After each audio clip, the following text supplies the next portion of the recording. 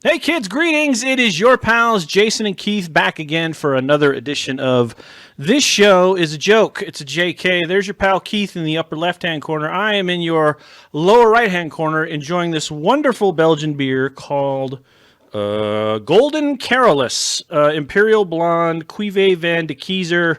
Whatever. It's good and it's 10%, Keith, and that's really all that matters. Cheers. Wow. I've got a little glass, what was left in the bottle of a Coke? red wine I bought at the Red wine. Christmas bazaar that was back at Christmas time. I just noticed. I just noticed that the Facebook is subtitling us, and it's getting it off pretty. It's getting it pretty well. It's getting it pretty good. It's actually doing it on the fly. So if you're deaf and listening to us, welcome. Or hearing impaired. I think I'm supposed to say hearing impaired. I think that's the way to go. So we're live again, and we're trying to figure out which platform we're using tonight. It's Facebook, and we're going to see if this one's going to stick. We have a Facebook page that has started, but as you could see from the broadcast here, we are also on iTunes, Spotify, and Google Play. We're also in a number of other places on my blog. You can get us just about everywhere. You can get just about every other podcast, so it's not a big surprise or a big deal to find us on the air. Keith and I are... what's ZZ Top said? We're bad, and we're nationwide. We are nation. That's kind of scary, right? Actually. So what's new? What's going on? See, I'm trying to find it on my phone, and I'm just not smart enough to do it. Let's see. What did I do today? Oh, what are you trying to find? Wait, what were you trying to find on your phone?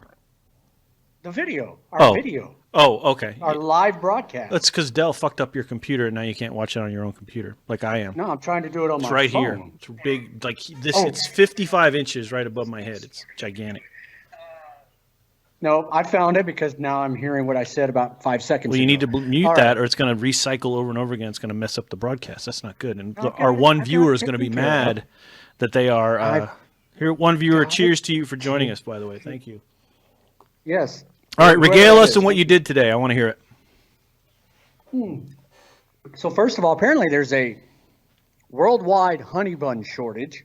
No shit. Because for about the last month, I've been in both commissaries we have access to here in Kaiserslautern, right? And they have not had honey buns, which is annoying. But I can eat other things for breakfast. Now I've gone to waffles, and since I'm not pressed for time. Lego waffles are the best. Eggo That's waffles. What I have. Eggo buttermilk waffles with butter and real fucking maple syrup. Not the fake corn syrup $2 bottle. Real $7 maple syrup from Vermont or Canada or whatever tree they extracted out of New York. There's a good amount of it comes out of like upstate New York. That's good shit. So I'm with you. Did you say Lego waffles? I did. I totally said Lego waffles because I was thinking Lego my Eggo. Down. Yeah. Well, I'm about halfway through this bottle. Actually, I'm a little more than halfway through. So that makes perfect sense as to why I said Lego. So you scheduled an appointment for a haircut. Is that right? I did. That's where I was going with this. At the commissary, I went to the BX. Right. And I walked in, and like you said, as we talked beforehand, there was 3 people there getting their haircut. Right. Now, in between the barber chairs, they have one crossed like out, hazmat suits over for social distancing or physical distancing, whatever you're calling it. Right. And so then I happened to look down and use my eyeballs. It said haircuts in this lane. Yeah. Okay. And then on the other side of the doorway, it said to schedule an appointment. Yeah. So I think for the first time in my life, I have scheduled a haircut. So I go Monday afternoon. I had a Supercuts close to me, my house in Georgia, and they were fantastic. And when I started relying on them toward the end of before I came here, but before that I would just go to the base barbershop. But the base barbershop started really fucking up my hair. I mean, like mohawking my hair. And I was like, I can't have that. I work at the VA. I'm not that military. So I went to the Supercuts, and I found this barber. She was fantastic. She knew exactly how my hair should be cut and how I wanted it cut. and that was fantastic. So I do miss her. But so I went to the BX today as well, thinking, well, I got to pick up, of course, Mother's Day stuff, and I got some new dress shirts, blah blah blah blah blah. But also, I thought we were walking out of the thing and going to another thing, and I was like, oh, there's the haircuttery. I should go over and get a haircut. And I looked in, I'm like, there's nobody fucking in there. This is fantastic. So I dun, dun, dun, dun, dun, walked over, see it, and it's like appointments only. And I was like, shit. So, I mean, that makes sense. They have to put the spigot on it and regulate it. I totally get it. But I was just, this thing, let me show you this mop real quick. Hang on. I mean, look at this thing. It's got hair. There's hair everywhere. It's flying around. It's really the longest it's been in a very, I'm going to put my hat back on. It's been a very long journey for this hair. And, yours is, geez, you're like Bob Dylan. Look at that fro. I mean, yeah. What a fro. Yeah. Yeah, it's huge. Thank you. So the thing that is happening now. If there is a deity, if there is a God, then he's fucking with us right now. Because while we were under the stringent requirements of COVID, what kind of weather did we have? We had the most fucking beautiful weather a human being could ever endure. 72, 73. There wasn't a cloud. The nearest cloud was in like Morocco or Djibouti. It was far, far away, right? Right. They start loosening up restrictions. They start allowing you to do things. Keith, tell them what the weather's like today.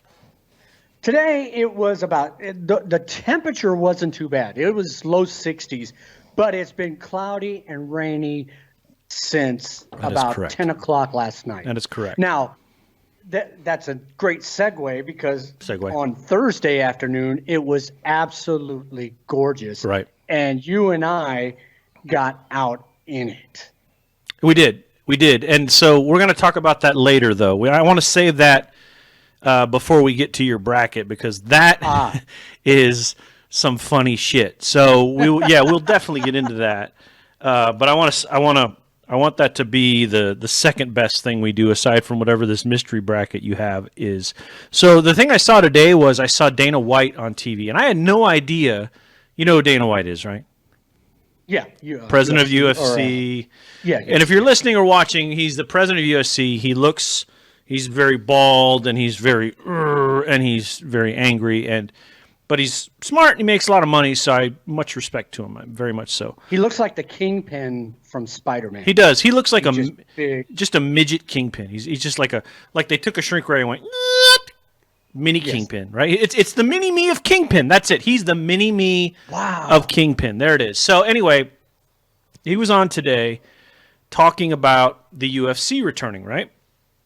And he said they're bringing it back, of course. They're not going to put any stadiums in, so on and so forth. But what I didn't know is he is an advisor of people advising the president on when to sort of bring the economy back and recommendations and so on and so forth. And I thought that was interesting. I think you can hear the sarcasm in my voice that he was part of that. Now, I shouldn't laugh. Again, the guy's made a shit ton of money, and he knows how to run a business. So, I'm sort of half-heartedly doing this. But on the other hand, having him on that panel versus like some great economist or something like that is just unusual. Anyway, so what he said was, and I want to get your take on this. What he said was, number one, televised sports. We need to get that going again. Number two is the economy itself. Get people back to work, get people working, blah, blah, blah. Number three was get kids back to school. That was Dana White's parable on what we should be doing to fix the economy. What do you think? I think his order is way off. Yeah. But I say that with a caveat because you and I are both huge sports fans, especially the sports that are coming up. Correct. Football, even you're a huge baseball fan. I know. I'm probably a bigger baseball fan than I need to be, but I absolutely love the Los Angeles Dodgers and everything about the Los Angeles Dodgers. So my thought in that, and this is just purely coming out of my brain as you have said this to me, is if people are watching sports, NASCAR starts next week. Right. If I was going to bring that up too. Watching sports, they're not out doing other things. That's right. They are home. Yeah. They are, now they may be out getting whatever food or whatever, restaurants and that kind of thing, Right. but they're not out shooting security cops for the most part. They're not out complaining and protesting with their AR rifles on the state capitol steps. Right. They're doing that. However, I think his order's mixed up. I had Lego, you had mixed up. More wine. It's fine. Yeah. Anyway, I think the economy needs to come back, but smartly. You have to do it smartly because sports, say, whatever, you make it pay-per-view, which will never happen, but right. You have people buying stuff to sit at home and watch sports. Let's say that. Right. Okay? Yeah.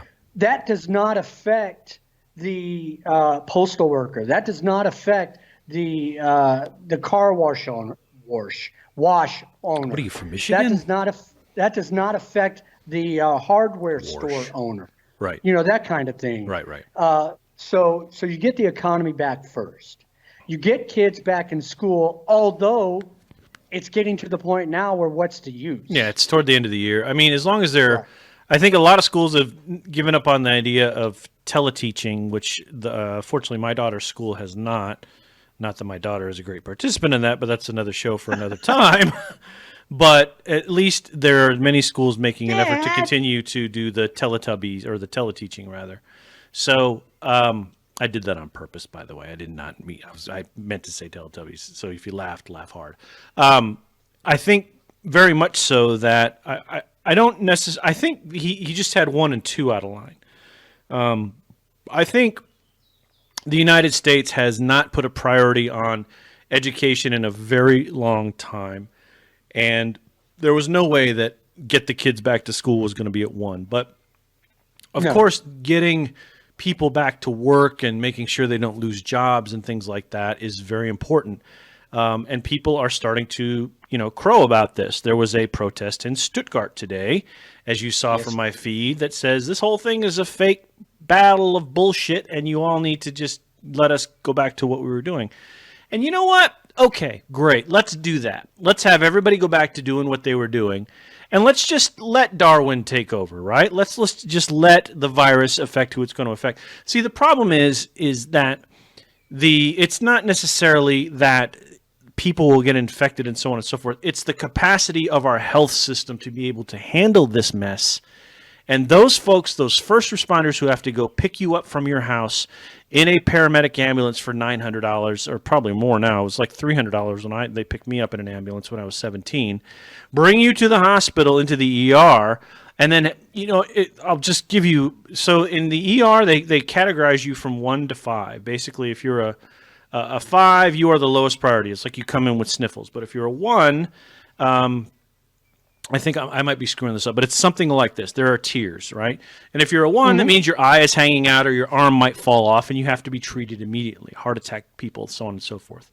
Life and limb, right. Right. Yeah. So now imagine compounding that with all these people who have this mystery flu that they don't have a vaccine for. Now they've got to treat it and try to save their lives because the Hippocratic Oath says they have to. Now what you're doing is overwhelming the system with this selfishness of let's get back to work, because that's, to me, what's going to happen. So I don't disagree with what Dana White said. I have my differences with him as a spectator, but who cares? He's going to make his money anyway. But if I were tiering it the way he did, I honestly could give a shit about televised sports. It is a distraction for me, but I have other distractions, as you know. I have plenty to do outside of televised sports, and I love televised sports. But I think helping people get back to their jobs in a safe way, getting people back to school so we can bolster our education, those sorts of things, and then maybe televised sports is a third.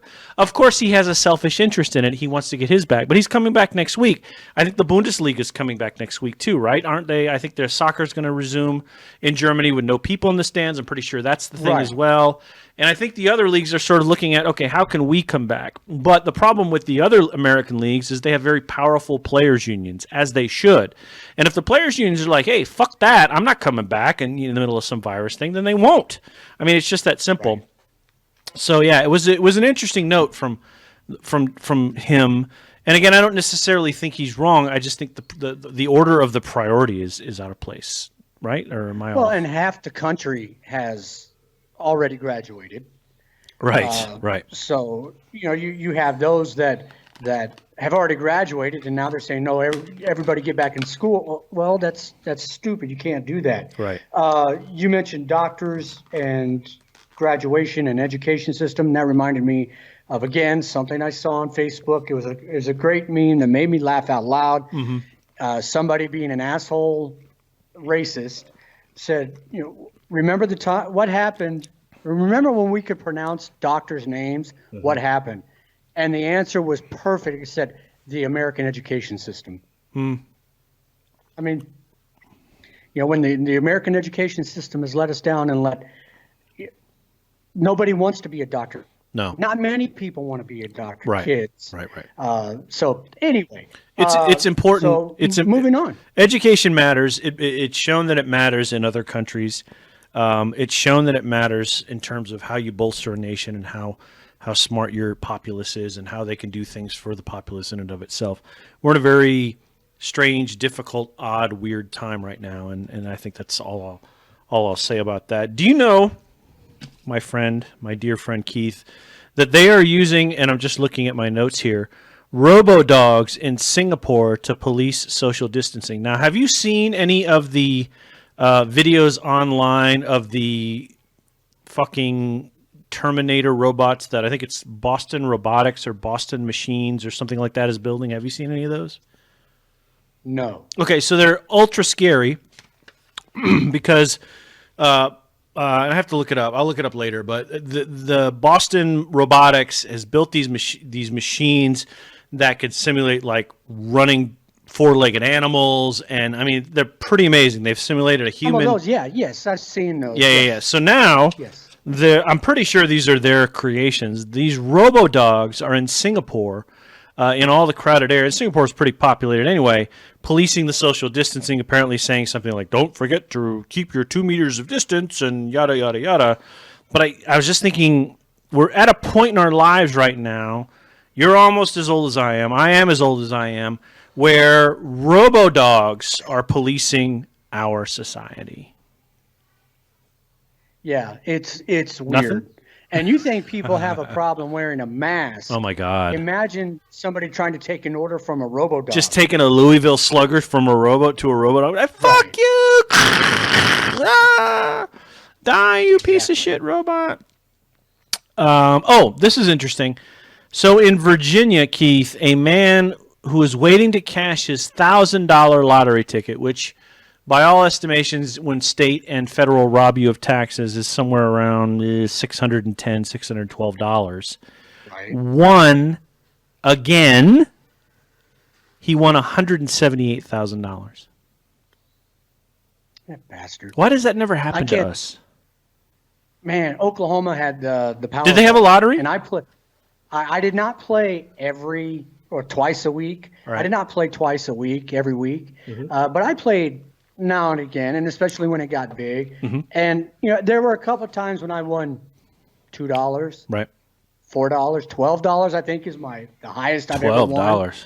$12. And the guy, you tell me because I don't have it in front of me. Yeah, the guy's probably 78 years old. Didn't see that part. I just scribbled down that he won. Really, that's all. I just thought it was an interesting note. There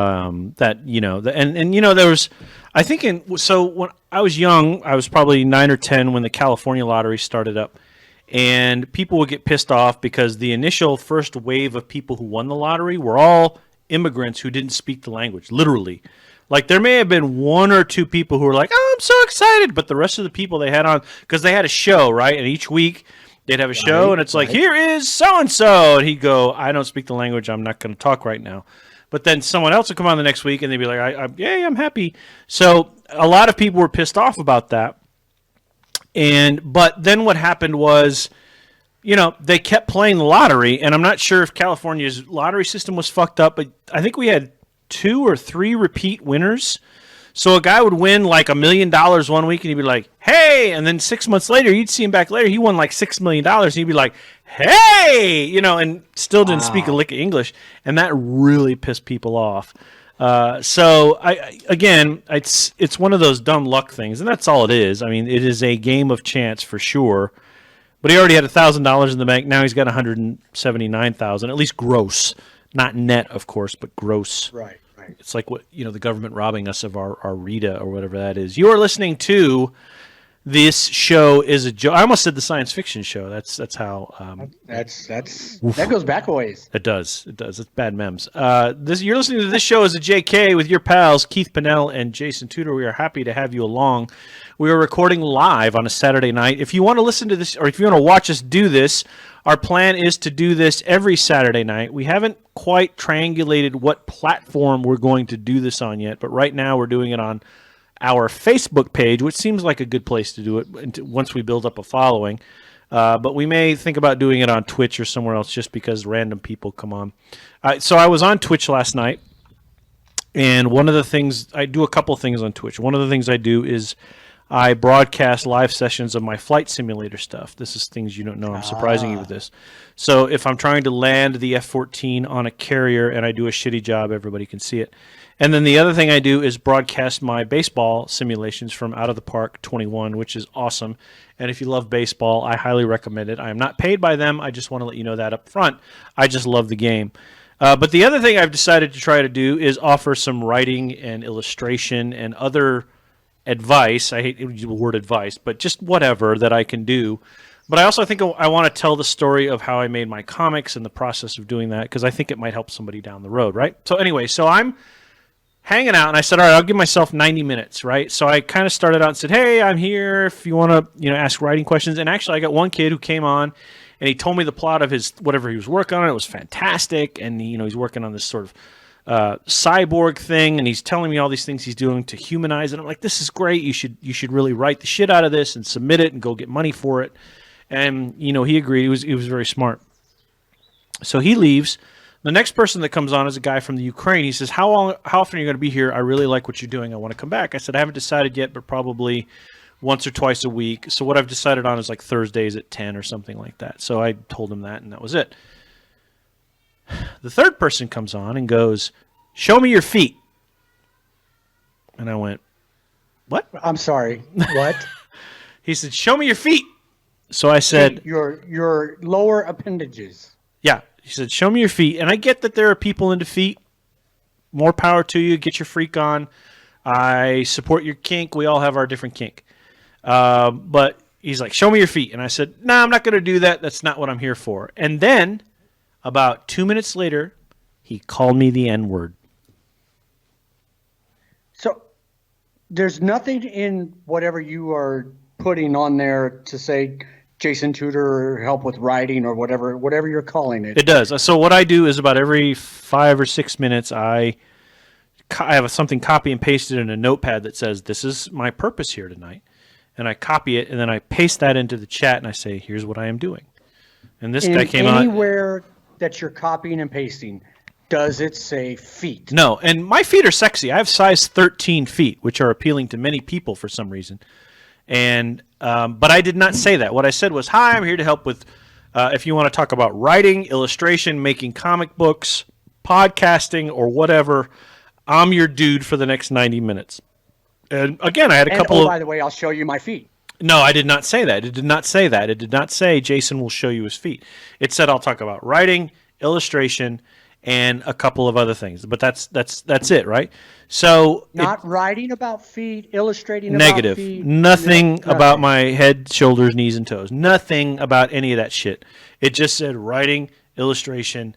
That's it. I did not offer to show my feet, my penis, anything else that's sort of even vaguely Pornhubish. Nothing, none of that. I just said, hey, look, this is what we're gonna do, and here's what we're gonna do. And he said, right after the Ukrainian guy, show me your feet.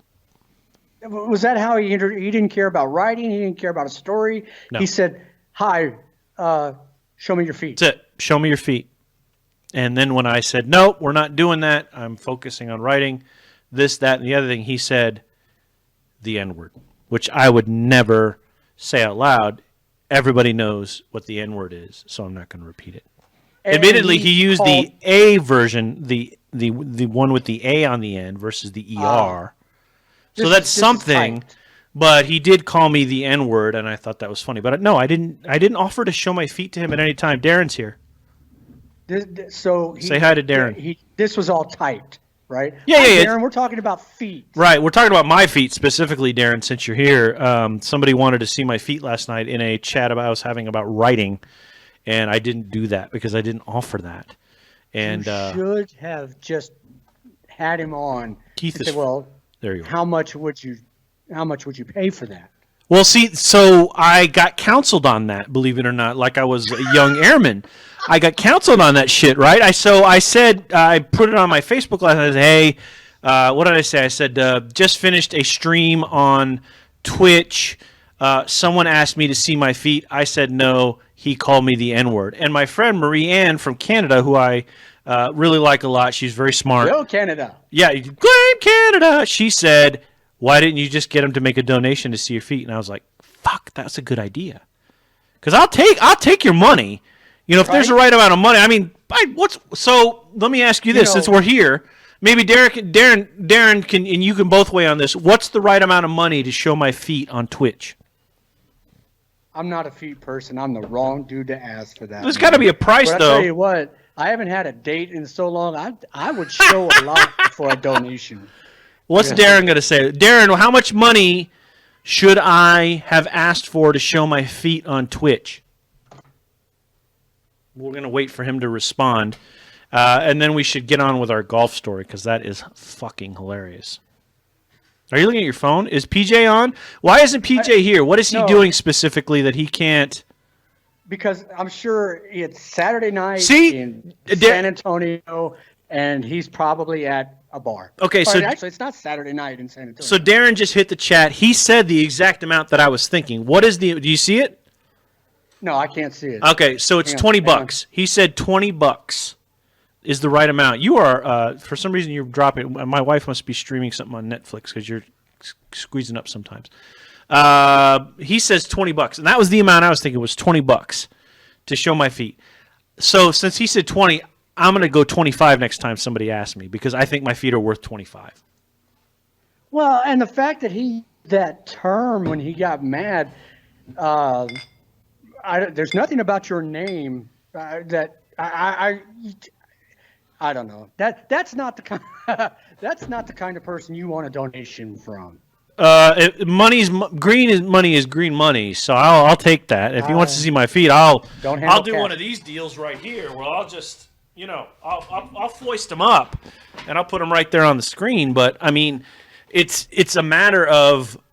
Because I just didn't think of it, and she was absolutely right. Look, everything's worth a price, and I don't think I'm necessarily whoring myself out by showing my feet on camera. I mean, well, your wife, I know Dee Dee, and Dee Dee just wants more antiquing money. See? You get me. Exactly right. You're listening to this show as a JK, which means joke, but it also means your pals Jason and Keith. We are live right now on Facebook, joined by our pal Darren and a couple of others. We thank you for joining us on the live feed, which is going to catch fire soon. I know it is. It's going to catch fire. It's going to catch, as Michael Martin Murphy said, it's going to catch wildfire very soon. And nice. We're very excited about that. And if you want to listen other places, though, the main product that we spawn out of this is our audio podcast. And you can get that, as it says right here on the screen, on iTunes, on Spotify, and on Google Play. We should probably begin our discussion about golf. Okay. So, as I said, Thursday was a beautiful day, an absolutely cloudless, probably 77 degrees. Probably the best day we've had in a very long time. We said, hey, the golf courses are open. Right. Let's go play. So Jason and I decided to travel the 40 miles to the Army 9-hole course in Baumholder. Yeah. Baumholder's not a huge base. 9 holes. Well, it's a big base, but the golf course isn't very big. Right. The golf course is, and it lives up to its name of Rolling Hills. Yes. It does. Oh, my. It does. So Oh, go ahead. No, go ahead. Well, if so, there's a course in Texas that used to be on the former Kelly Air Force Base that had some sort of undulating hills and things like that. And I think comparatively, these were canyons and valleys that we were playing in. These were not rolling hills that we were playing in. And I think that's important to say, to clarify as you press on with sort of the retelling of this story. And I will embellish as you tell the story, but I want to go ahead. So we get there, and the first thing we do is obviously we go into the pro shop to pay. We're trying to keep our social distancing. There's plexiglass between us and the cashier and that kind of thing. And first thing Jason does, because he's getting a little hangry. Yeah, I was hungry. I was hungry as fuck. He was looking for food. Right. And they didn't have a huge selection. They did not. They had Snickers bars and a couple of other little things, but that was about it. I was disappointed. I was hoping the pro shop snack bar was open where you can always so just 21 years in the military has taught me, you walk into any bowling alley or pro shop on a military base, you know what you're going to get? The best BLT you've ever eaten in your life. Bar none. Period. End dot. But it wasn't open, so I had to take 2 Snickers bars and an actual real Coke, which I haven't drank in like 4.5 years. But yeah, so I got 2 Snickers bars, my friend. And they had a second cooler. Right. But she said it was just for the Germans. Well, she didn't say it was just for the Germans. She said that's the German stuff, and if you want to buy it, you got to pay for it in cashola, in euros. And it was like your Demon Fluid, Diet Pepsi, and then there was some alcohol-free beer in there, and there was a couple of other, but it wasn't anything substantive. Like there wasn't like a pretzel with mustard in there. There wasn't like a Weisswurst in there or anything like that. It was literally just demon juice and like some birdseed, and I think that was it.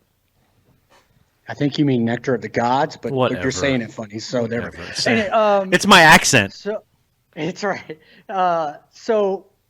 You decide to pay for both of us, which silly boy. I'm a generous man. What can I say? You are. So we 2 rounds of 9 holes because it's just a 9-hole course. Yeah. And we share a cart. I think it's pertinent that we say how much it cost. And I'm only saying this because of how this saga ends. So just so you know, if you're listening on the home game, it was 2 rounds of golf, a cart for 2 people, a few snacks. 2 9-hole rounds. That's right. 2 9-hole rounds and a few snacks. And that was just north of $45. All right, press on. Right. So we get out there, and there were guys that weren't even in the parking lot when we were there. So we get up to the hole, you and I, and we thought, okay, well, this looks like a tee box. Yeah. First of all, we had to figure out which section we're teeing off from, because there's the ladies' tee box, there's the senior citizen tee box, there's the tee box we usually tee off from, and then there's the longer hitter tee box, and then some places there's the blacks for the professionals, and these are marked by those colors. That's right. And usually they're red for women, for seniors, white for us normal people, blue for the heavy hitters, and then black for the pros. That's right. Not there. These were new colors that they had on the little balls that identified where you were supposed to tee off. They were like eggshell, and like the yellow wasn't yellow; it was more like urine. And then there were the red ones that weren't really red; they were more like puce, which is the color of a blood-bloated tick. And then I didn't even see any of the big hitter tees. If they were black, I didn't even know because I didn't see them. But these were the wrong colors. I mean, these colors were on another. I mean, as an illustrator, as a colorblind illustrator, no less, I need a lot of, like sort of visual cues to make sure that I don't mix up purple with blue. I've done that and almost lost the company I worked for a lot of money because of that. Fortunately, we got it fixed. So I need like the hex colors and everything to be just right. But these colors, I was like, I mean, it was one of the first things I noticed, right? I'm like, are those the gold tees or the white tees? And you're like, those are the white tees. I'm like, are they doing something with HGTV? Because they're off-white, and they don't appear to be the right color. It was very strange. I'm surprised they weren't shiplap. You know, so we go to tee off, and we go. Then we finally look down the fairway. Is good. Ish. Yeah. And where the hell are we going? Oh, this is the best. There was rough, and for those of you who don't play golf, rough is the higher grass that will snag your ball. Right. And, you know, it's a couple of inches high. It's not fairway, which is more like a carpet. Yeah. The fairway was about 80 yards up and about 40 yards to the left. Right. So when I talked earlier about like the difference between the Kelly Air Force Base course, which was a similarly sort of rolling hills course, and this course, the difference with this course is it's like you're in a foxhole when you start and you hit your ball and then you leap out of the foxhole with your bayonet and you run to the next foxhole to see where your fucking ball landed. And it's like, okay, where did it land? And this first hole, as I recall, was a dogleg right? And we didn't know anything. And remember, we didn't know anything. We didn't know the layout of the hole. We were looking at the scorecard and going, all right, well, it says here in this two-color illustration that it's a dogleg right. And apparently the pin is at the end of this dogleg right, just beyond a sand trap. What they didn't show you in the fucking illustration was there was a giant pond. I mean, the pond was huge. And then my favorite part, I don't know if you should say this part or not, but I'm going to go ahead and say it. My favorite part, the greens were under repair. So they just jammed a red flag in the middle of some dirt and said, that's your hole, pal. Hit it there. Yeah. And we were both like, what? I mean, seriously, it was... We get down there, we hit our second shot, or we go to hit our second shot. Right. Where the hell are we hitting it? There's that big pond down there, but I don't see a flag between here. Right. And one of us, I don't remember which one, just happened to look over the pond. Again, the dog. That was you. Through another tree. Hey, there's a red flag up there. You think that's where we're going? Right. Oh, yeah, let's hit it up there. But hang on. I think we're both burying the lead here. So the course that we're playing on.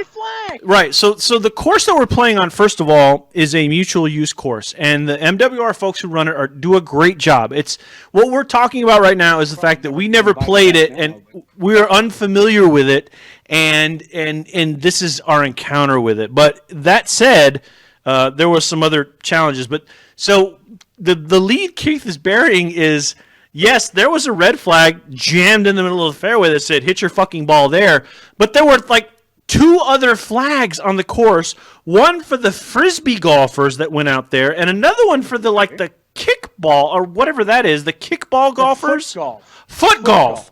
And it's like this big bucket of corn that they've cut out of the middle of the fairway and jammed like a purple or a blue flag in. I don't know because of my color blindness. And they said, that's where the kickball goes. And I'm like, okay. So as a golfer, when you're lining up your shot and you're going, because this is on the first hole, we're like, which fucking flag am I aiming for? And then we eventually figured out it was the red flag. And that was incredibly confusing. And he's not joking when he says, okay, the greens are being seeded. Right. Which means they do that every year, both winter and spring, right, or fall and spring. So the grass in the greens where you putt will grow better, grow finer, so they can keep it cut short, and be a good green and healthy. Right. But they didn't tell us that. They didn't tell us, hey, look for the red flag. They didn't tell us, hey, the greens are not open. They didn't tell us shit. What they said was, let me repeat what she said. She said, I said, should we take a cart or should we walk, Keith? Now, I have an artificial knee, so I'll just throw that out there. And neither of us were really keen on walking simply because it was later in the day. We had already worked a full day. And we really just wanted to get on the cart. And we knew we were going to have to rush anyway to get as many holes in as we possibly could. So we were sort of like, okay, but then I said, well, let's walk. And then Keith's like, and I'm like, okay, let's get a cart. And the woman's like, yeah, just get as many holes in as you can. before 5 o'clock. Yeah, 5 o'clock, which is totally different than what I was told the day before by another employee. Right.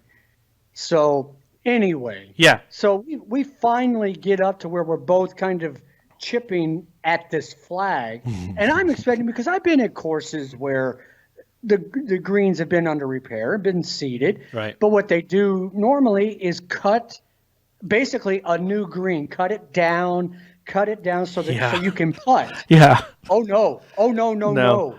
On this first hole, there was PVC pipe, maybe as big as a golf hole. It's literally like some flag jammed in it, and then just short grass. It's like some poor NAF employee who's getting paid $9.75 an hour. Is like, he had the flag in his hand, and he's just looking around, and he went, "Here, boom," and just jammed the thing in the ground. Went, "That's your hole," and that was it. I mean, that was it. And it sort of looked like maybe they had mowed around it like a week ago, but so it was all very rugged. And the foreshadowing that the woman was doing with us when we got the cart was lost on us. Exactly right. It's a perfect way to say that, Keith. She was saying, just get as many holes in as you can, because it was the wild, wild west when you got out there. It was. Now, I will say the fairways, when we were able to find them, were cut very nicely. Yeah. I think it's a very unique course. I think when everything is unique up and is running, a good word. When the greens will be in shape, I think it will be a very cool course to play. Right. Once in a while. Right. I'll tell you what, when we hit, and we only got 5 holes in. Now, some of that is, and that was literally 5 holes was 5 o'clock. Yes. Because she's like, well, you can bring the cart back at like 5:10, 5:15, and Keith and I are not about that. Look, if she tells us 5 o'clock, we're going to get the cart back at 5 o'clock. So we're on the 5th hole. I'm like, hey, we got 5 minutes. And, we're just sort of, all right, so at some point, Keith had the brilliant idea, let's just hit toward the greens, and then we'll figure out the score, because that's a bit more of a better play. So we were doing that, but we still only got, it was 5 holes, right? 4 or 5? 5 holes. It was 5, yeah, now, okay. Part of that, I will freely admit, is us looking for our golf balls. Wasted some time. That was probably the second worst day I've had for golf balls in my golfing resume ever. But I will tell you, ladies and gentlemen who are listening, or Darren. Hi, Darren. On the 5th hole, Jason smashed. That was a beautiful drive. And he was just a short chip shot off a long par 4 green. It was beautiful. It was a thing of beauty to watch. Now, having said that, since we didn't play 6, 7, 8, and 9, I can't vouch for those. But number 5, because it goes over a hill, right? And when you start coming down that hill and you see Wetzel Housing, which nobody but maybe Darren will know what that is. The housing at Baumholder on the military installation is 1950 era stairwell apartment housing. Totally. The buildings are white and they just go up, stair-stepped up a hill. Right. There at Baumholder. And you might not think that that's big effing deal, Keith, you dumbass. But it is a sight to behold. It's one of my favorite sites. It's pretty nice. Military installation I've been to. And when you come down that hill to hit towards the green on number 5, Wetzel Housing is the backdrop. And I love that. And I would go play that course again just to see that. Well, and there were some spectacular vistas, no doubt. I mean, I saw that phone of I gotta post it, but that photo of you in front of the lake that we didn't know existed because it wasn't on the scorecard, hitting that shot, that's really good. And the hills are it's a very appealing, beautiful German countryside. Baumholder is in the middle of the German country. There's no question about that. The golf course is definitely deep in the heart of Texas sort of place. So, you're playing in a very beautiful sort of vista. The challenge was we just had no idea what was happening. We were like, where's the fairway now? What? And even on hole 1, we're like, are we on the fairway or is the fairway to our right? I mean, it was strange doings. It was. And then, they ended up charging. We didn't realize this until afterwards. They realized charging us the upwards of $45 that you said. Yeah. For 5 holes. $9 They knew a we hole. weren't going to be able to do 5 holes, or 9 holes. So, okay, MWR has to get their money, especially after being shut down They're good for at it. 2 months or whatever. Yeah. I get that, and I'm happy to contribute to that. But it was, and of course, you and I being you and I, not every shot we hit is perfect. Not even near every shot we hit is. Not even every other shot we hit is perfect. All my shots are perfect. So, you are a lying ass. So, needless to say, that brings up a lot of excuses. Yeah. Which brings us to our bracket tonight. All right. So I want to predicate this by saying I suggested a bracket earlier today, but I have no idea what's on it. None. This is the best bad golf excuse bracket. This is a good bracket. And I made these up. These all came out of my head. 10 excuses. Great. We have no authentic golf excuses, just all of Keith Powell's worst ones. That's right. All right. Things I've heard, things I've been told, things I've said, things you've said, whatever. All right. So we have 2 play-in brackets. All right, 2 play-in. Wow, this is all right. You did have a couple hours to design this, so I'm excited. All right, hit me with it. All right. On the left side, I had the wrong club. Oh, that's a good one. Or yeah, first time I played here. Wow, those are both pretty tight. I think I had the wrong club is one of those that you hear a lot, though. First time I played here is one of those, yeah, okay, but fairways and greens and roughs and tee boxes and sand traps are, whatever. I think I had the wrong club is one of those, I really don't know how to play golf very well sorts of excuses. And I'm going to go with I had the wrong club. Okay. When we played Ramstein last time, I actually did that on that short par 3. Let's see.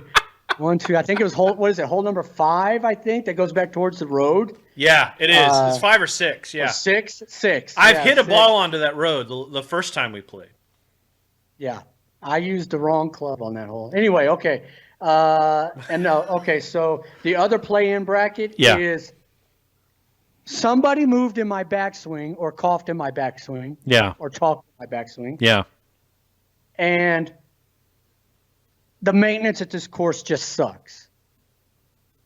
I've never bitched about the maintenance of a course, though I think given our conditions yesterday, there was an opportunity to, but I understand under the current conditions how the maintenance of the course may have lacked. What was the first one again? Somebody did some distracted. Yeah, that's it. That is the one of the ultimate, like, I don't want to say amateur because amateur means you're taking it seriously, but that is one of the more like rookie excuses ever. Like if you're just out hacking away and you're like, "Oh, did you cough or something?" and you're like, "Yeah, maybe." Whatever. But I'll go with that one. I just think maintenance of the course is one of those, like, I think that's like a 301 type of excuse versus a 101 type excuse. You know what I mean? Yeah. Okay. And the way I look at it is playing it where we play on military courses and things like that is, A, nobody's a professional. And B, you're playing on a military course. You could have aircraft going over. You could have artillery going off in the C-17s. Yeah, I mean, it's. I mean, we had 4 sonic booms 2 days ago. If you can't handle that when you're golfing on a military course, you got to think about yourself. Right. Okay. Right. So back to the other side. So we have I had the wrong club. Yeah. Versus the sun was in my eyes. That's a good one. Wow. I still think those are both really good. Good job for you for thinking those up. Sun was in my eyes is a good one. I still think I had the wrong club prevails simply because it's a duality. It's actually saying aloud I had the wrong club predisposes you for a sort of, I have taken golf lessons. Have experienced life with a golf pro. I understand each of the clubs in my bag. Therefore, what I'm saying is I picked the wrong club, which is just some fucking hubris on a Zeus, Apollo, Mercury, Athena type level, versus the other one, which is the sun was in my eyes, which is a valid excuse. I mean, if you're pointed, east, sort of east northeast, and whatever the hole is on, that can be a valid excuse. I can dig that. But if you say I had the wrong club, your ass better be David Duval, Greg Norman, Tiger Woods, sort of. Just you better know what each club in your bag can fucking do. Versus, because you could cop out easy and go, oh, the sun was in my eyes. Like, oh, okay, no problem. Yeah, it is sunny out here today. But if you say I had the wrong club, like, what fucking golf PhD are you working on? So I'll go with I had the wrong club. There have been days playing 18 holes or even in a tournament with my dad where I've been on about hole 6 or 7, and my excuse was I should have never got out of bed this morning. So, all right, that's a good excuse. Moving on in our final 8 here. Yeah. We have somebody did something in my backswing, and I'm just fucking hungover this morning. Yeah, see, we play on military golf courses, so I'm going with hungover. I mean, that is a good one.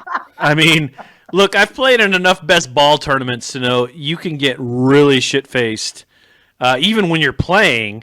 And guys will say, "Look, I'm really just carrying over from last night." It's like, okay, cool, whatever.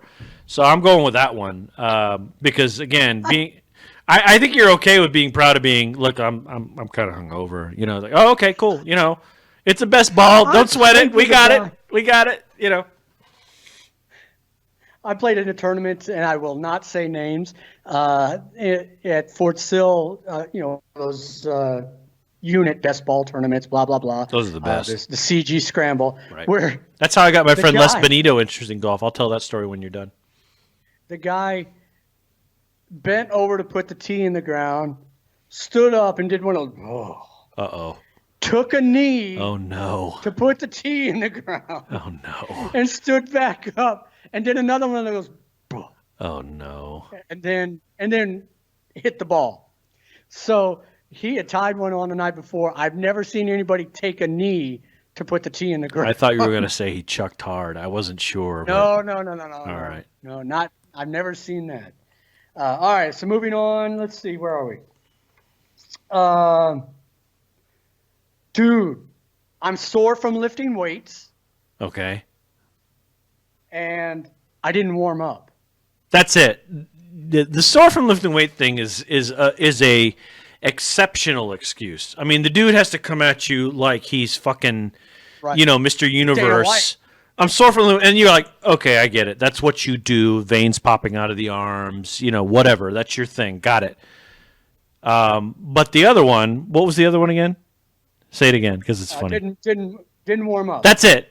That is on the same level as I chose the wrong club because it implies that warming up somehow makes you better at picking your clubs and also hitting the ball better, which it does. I get to a point, but if you say it implies some sort of hubris of, well, I'm a pro. And I went to stroke the ball, and I sucked, and I didn't warm up. Sorry. Right. If I had warmed up, you would have seen a 320-foot drive, or 320-yard drive. I'm sorry, 320-yard drive to the middle of the fairway. I both not had 324 feet. That bounced like it was on a pillow and came to a stop like it was ordered to do so. And so when somebody says, oh, I didn't warm up, that's exactly what it is. It's the same kind of elitist mentality as I chose the wrong club. So that one's going forward. That's right. All right. And the last one in our final 8 is, I just got a cheap ball, one of those cheap logo balls. Okay. And going against, man, I need to drink a beer. That's a good one. I like, man, I mean to drink a beer. And it's because I've golfed on too many military tournaments. Again, I'm holding up the bottle of the Imperial Blonde, and I'm having a pretty good podcast right now. So I can't fault the guy. Take a picture of that and send it to me so I can go get one. Oh, it's good. It's the one that replaced Pirata, I think. It just don't. I would suggest. I haven't get the dark one yet, but get the blonde one. But I think, man, I need a beer is great. I think it's a great excuse. I think it's one of those that you kind of go, oh yeah, if he loosened up a little bit, it had a beer, it'd be a better round. So that's my choice. That's what I would go forward with. Okay, so now we're in our final four. Oh shit! All right. All right, so we have. Where am I? Oh no, because I haven't been writing down the whole thing. Man, I'm hungover. Yeah. Against. Man, I need a beer. I didn't plan that. which are not mutually exclusive. Oh. Really. Wow, talk about two titans going head to head. I think, man, I'm hungover wins because that's one of those you can roll that through 18 holes and you're okay. But man, I need a beer is solved pretty quickly within like 3 holes because the MWR person on the beer cart comes around and everybody buys a Miller Lite and you pound that thing and then you're off and running. But man, I'm hungover is one of those. I wonder if he's going to get through all 18 holes or whatever's going to happen. Right. So I think the better excuse there is the man I'm hungover, simply because it's an enduring and more people are like, yeah, I can relate to that. That's I'm down. Yep. So I'll pick man I'm hungover for that one. This one's going to be tough too. All right. I used the wrong club versus I didn't warm up. Oh man, that is like the same excuse, isn't it? That is the same shitty golf excuse born of hubris, tied to the notion that at some point you in your mind created yourself as a fantastic golfer, that you somehow looked at every club in the bag and went, I know all of these. I know the 4 hybrid. I know the 7. I know what I can hit on the 9. I need the putter. And I'm sure in the 2 times or 3 times that you and I have been out, I've used at least one of those. So I'm guilty as anybody is at this shit. But that said, this is tough. I'm going to go. I can tell you, I used it when, the one, I forget the whole number. 6. No, it doesn't matter. Anyway, 6, where you hit it towards that big pine tree, yes, and then the hole goes left. Yes. I think it goes way left. Yeah, it's almost like a right angle. It goes that much left. Yes. It turns hard left. I hit a beautiful shot straight down the middle, but it didn't get the distance I thought, why the hell? Because I still had the club in my hand. Right. Why the hell didn't I get the distance that I thought I should? And I looked at the club. I had the wrong club. Yeah. But saying that. But you played golf. Does not mean you weren't the stupid shit that pulled out the wrong club. You have earned and I know this, you have earned your bona fides, as somebody called it, but bona fides. As someone who has played golf and understands what each club in your bag can do. That's different. It's this putz who comes out for best ball only tournaments and other things where he just shows up and it's like, hey, me and my dick are here. And then he says, I picked a 9-iron instead of a 6. That was the wrong thing to do. I can usually hit a 9-iron about 300 yards. And that's what it is. Oh, yeah. Right? So I'm in agreement that it was the wrong club. Is such a rookie excuse. It's all at once trying to say I fucked up the shot, but at the same time trying to say, but I know enough about golf to know I should have used the next club down or whatever. That's my favorite. I don't know. I see this one coming in at the home stretch, but let's keep going. So, our championship game here. Oh shit! All right, we're already there. I used the wrong club. Yeah. Against, I have a hangover. Dude, I'm hungover. Oh, that is Ollie Foreman right there. That is tough. Ollie Frazier even. Both valid excuses. One for the wrong reasons, one for the right reasons. The hangover excuse, I think, is completely valid. If you've served more than 90 seconds in the military, it makes perfect sense. The wrong club mentality, if you've played golf with anybody for more than 90 seconds, it makes sense. This is a tough one. I think bad golf excuse. Yeah, best bad golf excuse. Well, then, put in that context, then it's got to go to I used the wrong club. In my mind, because it's a bad excuse for I'm not skilled enough. You picked that one too? I see it. Yeah, right on. All right, so good. It's the perfect bad excuse. It's the one that says, "Oh fuck, I have no idea what I'm doing. What can I reach into? Embarrassed myself. Yeah, what in my context list can I pull out and use as an excuse? I suck. My mother didn't raise me right. I've had too much to drink. Nope. You know what I'm going to go with? I'm going to go with I chose the wrong club, which is such a bullshit excuse. Did you wait? Did you just say my mother didn't raise me right? That's what I said. Yeah, that's exactly right. Yeah, I said that shit. Yeah. Not that anybody would ever say my mom didn't raise me right, but still. So yeah, I think this is an easy one, and I think this was a fantastic bracket, by the way. Congratulations for putting this together. But I think I chose. The next time I miss a putt, I'm saying, damn it, my mom didn't raise me right. I think I'm pretty sure when we get our merchandising going, we need to have a fucking T-shirt that says "I chose the wrong club." I think we need that. We need to have that. That's perfect. That's the winner for sure. That's a good one. You know, and as soon as I heard it in the early rounds, I'm like, that's fucking going all the way. That's the one. Because it just purely exemplifies the sort of bullshit and the sort of pseudo-intelligence that people, when they get out on the course, are like, all right, what can I, there's a lot of good people around here. What can I proxy in here to make it seem like I'm smart? Oh, fuck, I've only got a second. Oh, fuck, I used the wrong club. And that's it. And they go, yeah, all right. All right, Willie, you used the wrong club. Got it. If he had gone with, well, my mother didn't raise me right, at least that would make more sense than I fucking used the wrong club. Did not make it go straight right. Yeah. You know, the wrong club did not do that. The wrong club did not make it frickin' slice like a hurricane and hit the Allied Air Force headquarters on the right. When you because I think that's 5 or 6. When you hit that slice, that thing's going out into the road, but just over the road is the Allied Air Force headquarters. So give me a break.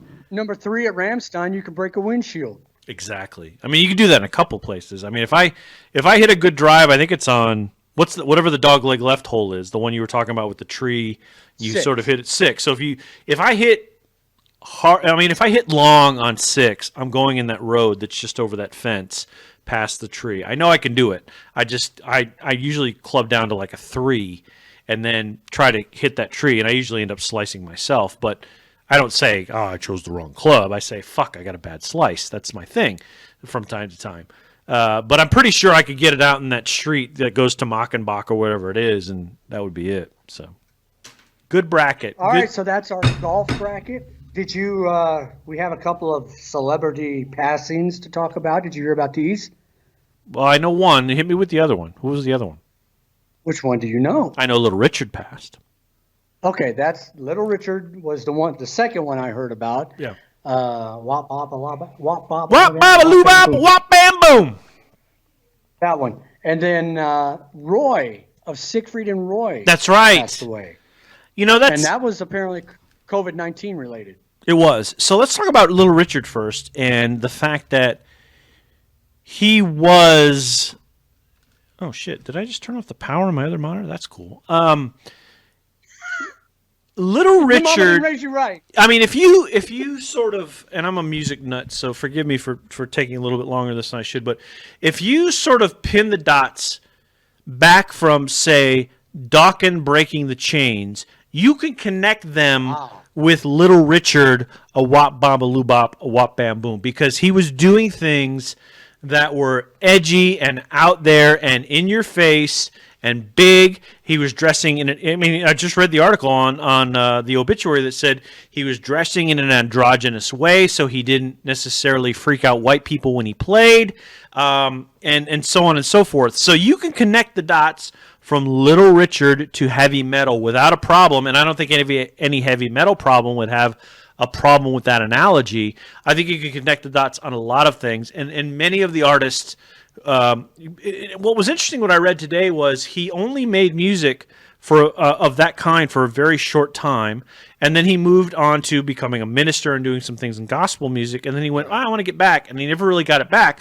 But the bigger point was that first bit of music, the Long Tall Sally, Tutti Frutti, and the other music, that was such an indelible impression on what happened that Bob Dylan, that the Beatles, that many other artists carried forward, and that led to even Jerry Lee Lewis, who got more props and more press. That's right. Is what I'm trying to think of. How do I not know that word? More press than Little Richard did, for the obvious reason. Yes.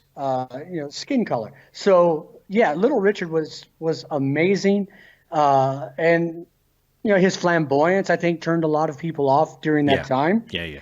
But you cannot discount what he did for rock and roll. No, and it music was in general, but especially rock and roll. It was amazing, and I think he was just one of those iconoclast stars who made his impression and then stopped, and then people went, holy shit, that's really good. I need to do more of that in order to get myself noticed, and people just imitated him in different ways. I mean, Chuck Berry, up to now, all that. Chuck Berry was basically Little Richard with a guitar. That's it. They're just willing to extend. They knew what people wanted. They were willing to extend the envelope. They were willing to move forward. And the sad thing was, Little Richard did 2 songs, and I don't remember what they were. I read this today, but Pat Boone redid them, and they charted higher, and that sucks. So it just shows the okay. So the other one was the other Roy from Siegfried and Roy. So Siegfried and Roy is interesting. Well, you first. Tell me about your sort of Siegfried and Roy story. I have nothing. I've always wanted to see their show. Right. Maybe they were the Tiger Kings before Joe Exotic. Good point. But I don't know a lot about them other than what's been in the press. Right. Especially when the accident happened, when the Tiger Manticore put. That sounds like a D&D animal, Manticore. Yes. When put him in his mouth, and boy, that was a weird thing to say. That was. But supposedly Roy was having a stroke, and the Tiger was trying to take him off stage because the Tiger sensed the stroke and was trying to get Roy off stage. That's according to Siegfried and Roy. Yeah. I don't know that I think Tiger. I think the Tiger wanted to be a tiger and severed his spinal cord. That's what he did. Yeah.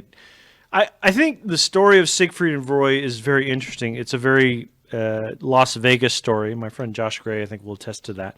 It's a very sort of that act can only happen in Las Vegas. It can only that sort of thing can only happen in Vegas. It can't do anything else unless it were some cheap, carny sort of traveling show. But with the white tigers, Oklahoma. Yeah. So with the white tigers and the whole thing, and doing whatever it was they did, that could only happen in Las Vegas. And hearing that the tiger attacked him was sort of a little like, well, that's what tigers are supposed to do. That's what tigers do after long enough of being in captivity. They say, wait a minute, I'm a fucking tiger. And they show you that they're a tiger, and humans' response is to put them down. It doesn't mean I felt any... I found this on the web for sure. Hush up, Siri. I didn't say Siri. Did I say Siri? No, I didn't. I didn't say Siri once. That's silly, woman. The bigger point is that tigers are going to be tigers, and this thing reacted the way it should. And I don't know that, as in any venue where this is supposed to happen, you have SeaWorld with the whales. You have other places where we take animals captive and expect them to just do what we say because we've trained them to do that. And then we get mad at them when they do things like sever Roy's spinal column. And then we put them down because they severed Roy's spinal column, and that's a bad thing. As humans, yes, I get the behavior. I'm old enough to understand why we do those things. It's that we continue to do them over and over and over and over and over and over and over and over again, believing that at some point the tiger's just going to be like, "You're right. I'm cool with all this. Let's just roll. I'm good," and not wake up one morning and go, "You know what? Fuck. I've had enough of this. I'm going to bite his spinal column in half," which is basically what happened. Now, again, predicating again, it doesn't mean I don't have any remorse for Roy. I have an immense amount of remorse for that. I think those two, their relationship was very rich. Siegfried has talked about that in the press many times. But I think Roy, his passing, and again, another coronavirus, an older 70-something coronavirus person, caught him with this virus. So it's very sad. And then, of course, how much time we have left? We get as much time as you need. Go ahead. No, I was just going to say, Mother's Day. It is Mother's Day. Sunday. It is. Happy Mother's Day to my mom. Rest in peace, Cindy. To my wife, Denise, and to all the mothers out there. This is your day. I'm trying to remember how Mother's Day started. I think it was a day of mourning. I think. I had to double check that. So, all right. Well, I think we're done then. Let me see. I'm looking at my list. I mentioned Dana White. NASCAR's coming back next week. I think that's the ultimate social distancing sport. You're in a box going 200 miles an hour, and nobody's breathing on you. So I think with the exception of the pit crews, which are kind of close when they're together, I don't necessarily have a problem with it.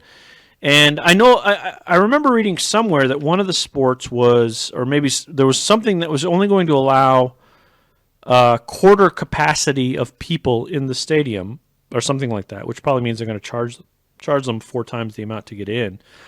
But I think NASCAR is the ultimate social distancing sport. It'll be interesting to see. I read an article today about Jimmy Johnson, who's from El Cajon, California, which is a suburb of my hometown, San Diego, which is why I always followed him. And he used to race at the El Cajon Speedway, where I used to go to a lot with my stepfather, and I loved it, and used to eat corn dogs and the whole thing. He said he's been racing on iRacing, which is something that I wanted to do, but it's kind of expensive, and it's not necessarily. I enjoy the flight sim thing more. But he said that he's been racing on iRacing, but I guess he's had a lot of crashes or something like that on iRacing. I'm not sure.